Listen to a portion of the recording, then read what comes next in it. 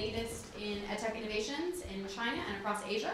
We are extremely pleased to be able to announce them as one of our partners for EdTech Europe and then also for EdTech Asia later in the year.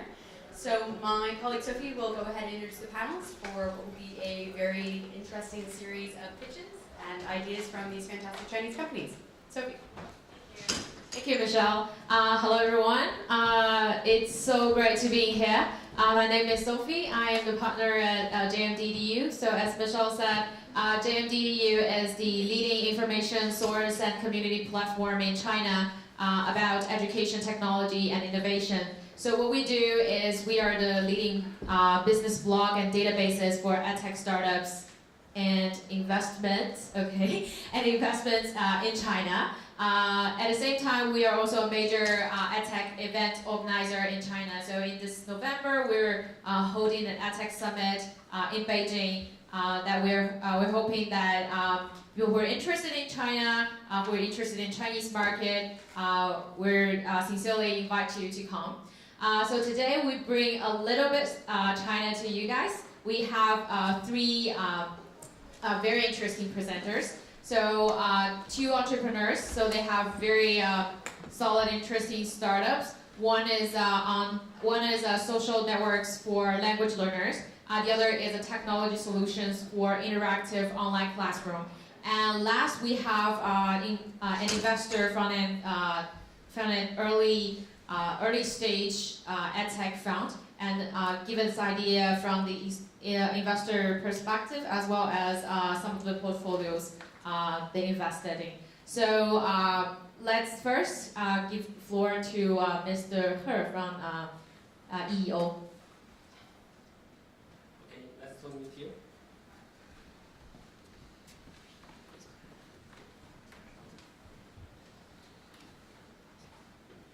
So how can we turn Okay, I'm He Qian from China. My company is EU, and I'm the CTO, also the co-founder. What's EEO? It's Empower Education Online, which is a big name. Here is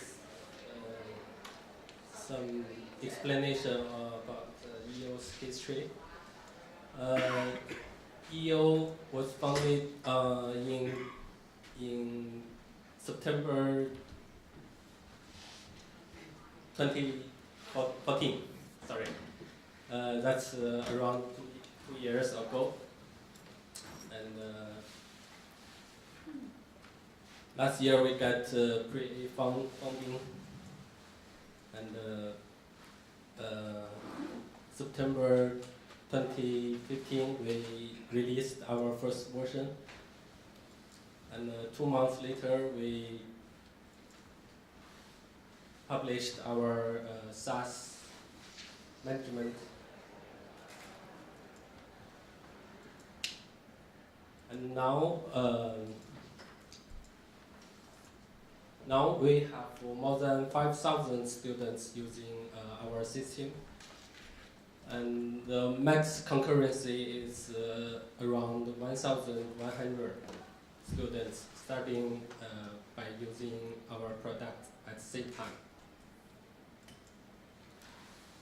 Classing is the name of our product, which is an online classroom. It supports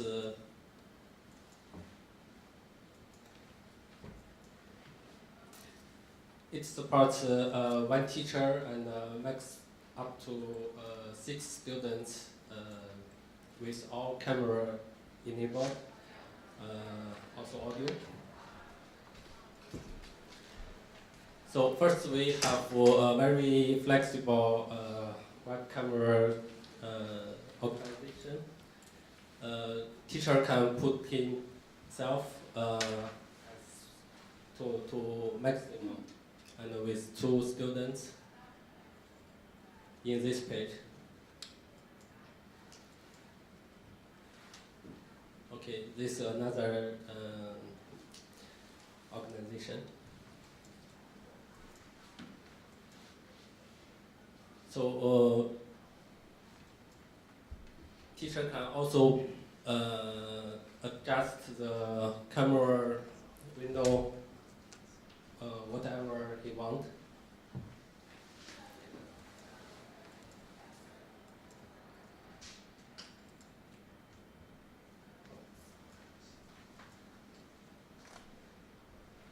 This is one teacher with 6 students example. So students can be dragged down with on the blackboard, so they can play a game. This shows the very flexible interaction in classing. In future, maybe 4 months later, we will start supporting around 20 students in our system.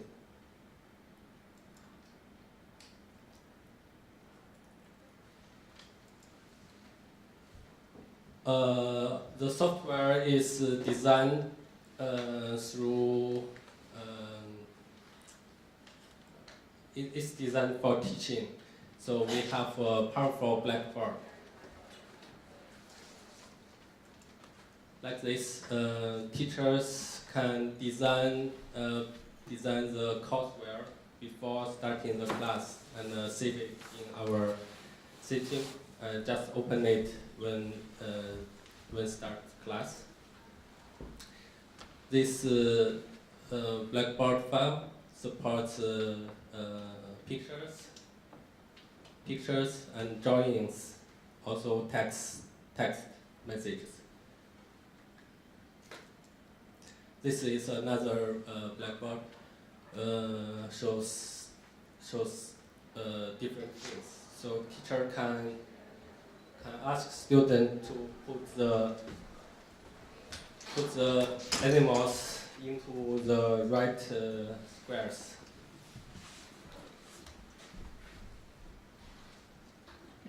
By the way, we support all the students to do the moving, writing at the same time. Through this technology, teachers can design very interesting class.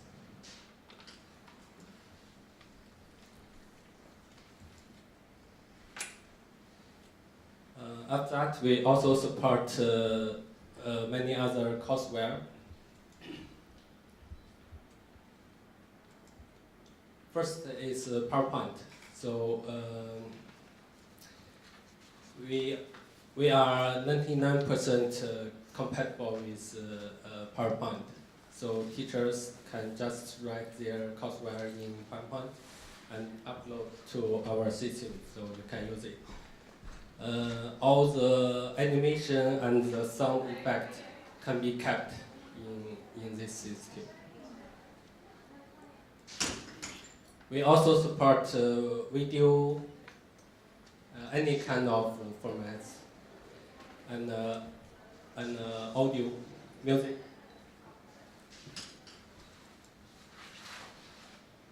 We also support Word and PDF file. And now we just support coding, so companies can give coding language training by using our system. Later we will add some compilation on cloud side, so everybody can see the result.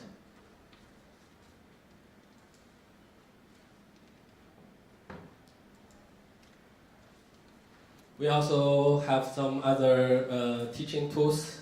This part is designed by plugin technology. We will open source some of our teaching tools, so the third party can develop their own teaching tools. what teaching tools we have now. First one is a dice. So everybody can click on it and you will get a number. So teacher can design a game by using this tool. And we also have a clock. So teacher can use it to define a time for student to finish a test.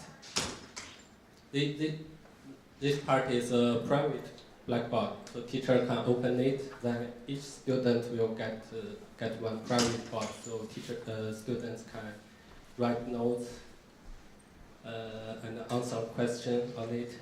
So teacher can choose one student's private board to public.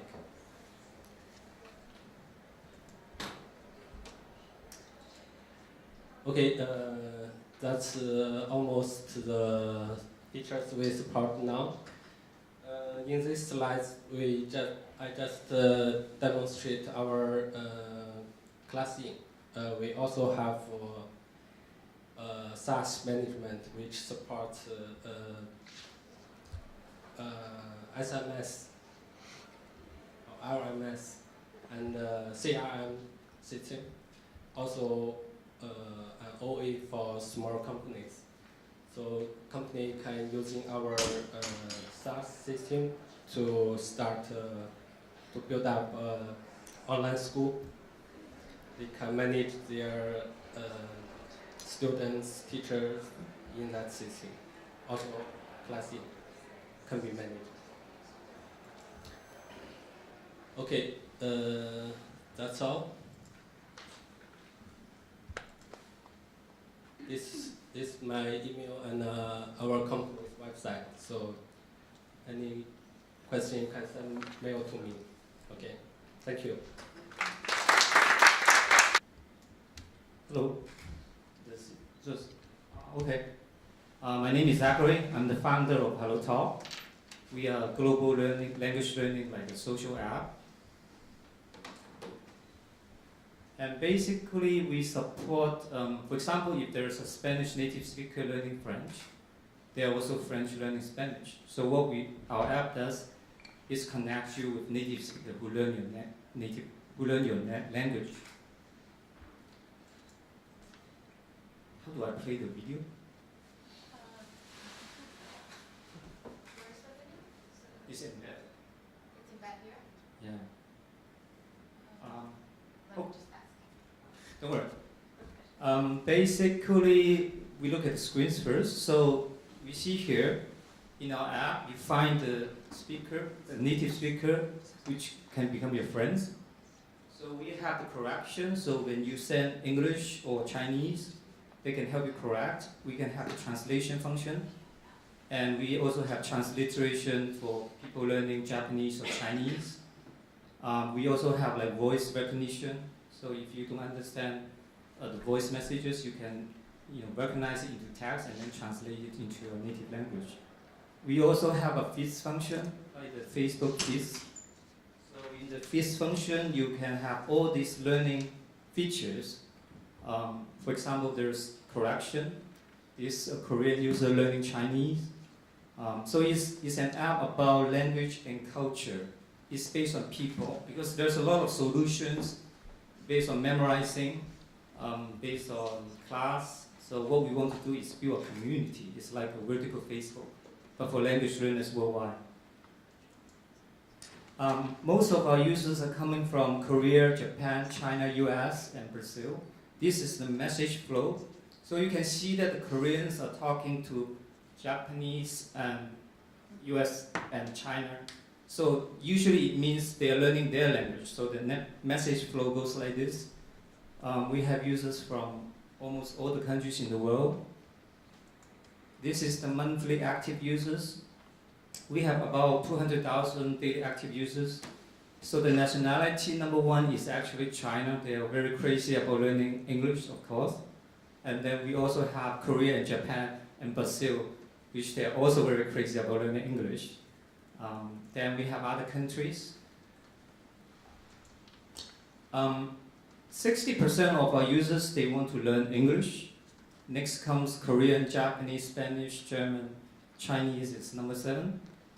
And then our user base is quite spread out because, high school students, 16%, they learn languages. And then university students, 18 to 21, about 30% of them. And then we have also people working or they learn interest, for example, Korean based on interest, which accounts for about 47% of our users. We have about 56% users who are female. So that's quite consistent with the general language learning public. And about 42% of our users are iOS users. So our users in general are more high quality. Basically, this is our user growth chart. We have about 800,000 registered users in the beginning of 2015, and then we grew about 2 million users last year because we got investment. So, the difference, I think, with our solution is we know the user's gender, age, their location, the city they live in, their level of language, and we also know their activity within our app, like how many translations they've used, whether they send any voice messages, they help others correct, sentence or not, and with their interest tags and also the purpose of their study. Basically, we can tag a user based on their demographics and interests. In our approach, this is our data of monthly active English users. It's about 400,000 per month. We can see that in China, females is relatively more. And basically, what we want to do is actually not to help them learn English through traditional course, but it's based on their interest. So if you're interested in MBA, dramas, we want to make course and content or live broadcast based on the user's interest. So they get a reinforcement when they watch Game of Thrones, I guess. That's what we want to do. So if you look at Korean language learners, we can see that 83% of them are actually female. So in Japan, that percentage goes up to 94%. And their level is beginner or very elementary. So what it means is these Korean learners, they watch Korean dramas and they have very basic language level. So we would like to offer them actually classes or services with maybe really handsome Korean guys that speaks their language and teach them how to understand Korean drama. So 50% of the content may be about the language, 50% maybe teach them how to take Korean culture, things like that. So in a sense, it's more interesting. That's pretty much about it. And I think we have the technology as an instant message. The difference is we can control the chatting environment. That can be applied to language learning. By that I mean we can control a chatting room that you can only send Chinese, or you can only send Japanese, or a chatting room that you can only send voice messages. And we can also, because our app has a video call, voice call, and group voice calls as well. So we can offer a lot of services based on that. And we are just a community app, so we don't do any content. So making the community is what we excel at. So we are looking for a lot of content partners, partners with different languages solutions to work together. Because we cover 130 languages. You can learn Finland, Slovakia, Icelandic, all these different languages. Thank you. Thank you, Zachary. And last we have Bill from FutureWorks. Hello everyone. Though we are EdTech investor, but we are also an entrepreneur because 3 of our founding partners started EdTech investment only last May. And our name is FutureWorks. We are the Chinese EdTech fund and accelerator, which means we invest in EdTech companies and we accelerate them. Okay, let's see the problem. Major problem of Chinese education. I think the major problem is based on Chinese population. As Sophie has mentioned, in China there are 200 million K-12 students. It's a large number. It's maybe larger than a lot of countries in the world. With this large population, with these large students, and Chinese education start to grow at a very late stage, which means that in 1978, when Chinese opens up its country, you know, the primary education cannot cover Chinese kids. But in 2008, Chinese primary and middle school education has covered 99% of Chinese kids, which means that we have enough schools. So the first one is public schools. Our development is from quantity to quality. First, we have enough teachers, but many teachers do not have enough skills to teach students. You know, Chinese kids also like to learn piano. They like to learn drawing, but we do not have enough piano teachers or drawing teachers. Also about the contents, Chinese are good at math, good at Chinese, and good at. But as for the recent STEM education and teach coding, we do not have qualified content, no matter digital or paper-based. Still, technology adoption. Chinese government has spent a lot of money on public schools. Recently, it has reached 4% of the total GDP, which means that most of the public schools has already many digital equipments like computers, like interactive whiteboard. Sometimes some good schools with SARS, but these digital equipments do not go with good contents. I mean digital contents. Luckily, maybe in the recent years, we see that the distribution channel is by and by smooth. So many digital contents can be distributed in China, but it's only started. But you know, Chinese has a very large problem that is socio-economic imbalance. If you go to Beijing or Shanghai, if you see the top international schools or public schools, you'll be amazed. It's as good as any good public schools around the world, like in United States and like in UK. But you know, in China, there are 5 tiers of cities. Beijing and Shanghai and Shenzhen, this is first tier. And any capital of a province, of a big province, as big as UK, the capital means London, it's a tier 2. And the other cities in the province is tier 3. And we have counties, tier 4, and we have villages, tier 5. There's a very large socioeconomic gap. So which means that if we assess the students in a single standard, like the college entrance examination, like the middle school entrance examination, we will face a lot of competition. So in China, there's a specific phenomenon which is called private tutoring business. You know, we have 2 good listed companies in the New York State Stock Exchange. One is New Oriental School. It focuses on language training and K-12 after-school training. You know, that's because the college English education is not good. It's because that the competition for good universities is tough. And also, we have TEL education. Okay, it's so fast. TEL education is focused on K-12 schools. So which means that in China we have 2 kinds of business. One is for public schools, the other is for private tutoring business. Who are solving the problems? Who are EdTech companies solving the problems? We have the listed company.